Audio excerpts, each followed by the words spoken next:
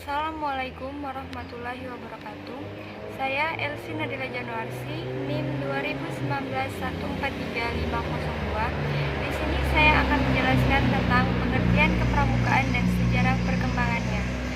Kepramukaan adalah proses pendidikan di luar lingkungan sekolah dan di luar lingkungan keluarga dalam bentuk kegiatan menarik, menyenangkan, sehat, teratur, terarah, praktis yang dilakukan di alam terbuka dan dengan prinsip dasar kepramukaan dan metode kepramukaan yang sasaran akhirnya pembentukan watak, akhlak, dan budi pekerti luhur.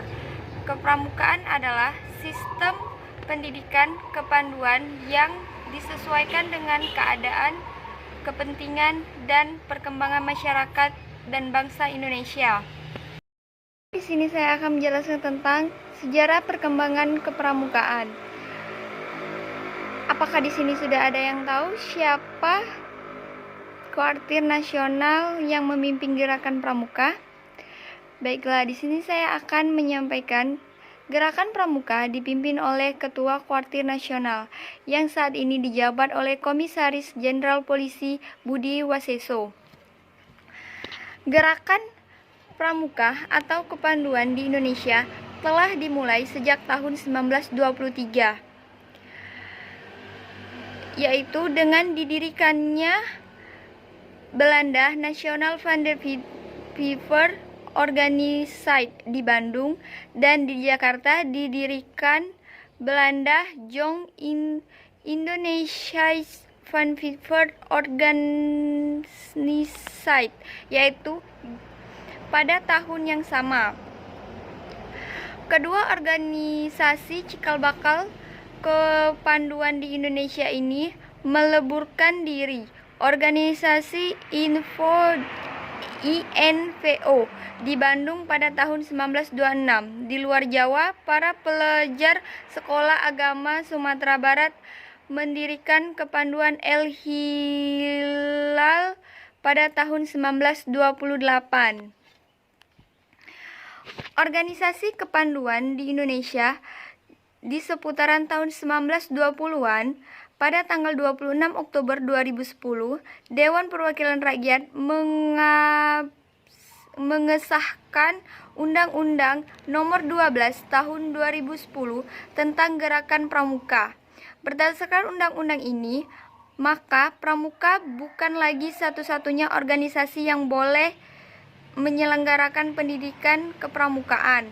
Organisasi profesi juga diperbolehkan untuk menyelenggarakan kegiatan kepramukaan. Selanjutnya saya akan melanjutkan materi, yaitu saya akan menyampaikan kelahiran Gerakan Pramuka. Gerakan Pramuka ditandai dengan serangkaian peristiwa yang saling berkaitan, yaitu pidato Presiden atau Mendataris MPRS di hadapan para tokoh dan pimpinan yang mewakili organisasi kepanduan yang terdapat di Indonesia pada tahun 9 Maret 1961 di Istana Negara. Peristiwa ini kemudian disebut sebagai Hari Tunas Gerakan Pramuka. Setelah itu, diterbitkannya Keputusan Presiden Nomor 238 Tahun 1961 tanggal 20 Mei 1961 tentang Gerakan Pramuka yang menetapkan Gerakan Pramuka sebagai satu-satunya organisasi kepanduan yang ditegaskan menyelenggarakan pendidikan kepanduan bagi anak-anak dan pemuda Indonesia, serta mengesahkan anggapan dasar Gerakan Pramuka yang dijadikan pedoman, petunjuk, dan pegangan bagi para pengelola gerakan pramuka dalam menjalankan tugasnya. Setelah itu, pernyataan para wakil organisasi kepanduan di Indonesia yang dengan ikhlas meleburkan diri ke dalam organisasi Gerakan Pramuka dilakukan di Istana Organisasi Senayan pada tanggal 30 Juli 1961. Peristiwa ini kemudian disebut sebagai Hari Ikrar Gerakan Pramuka. Setelah itu, pelantikan Mafinas,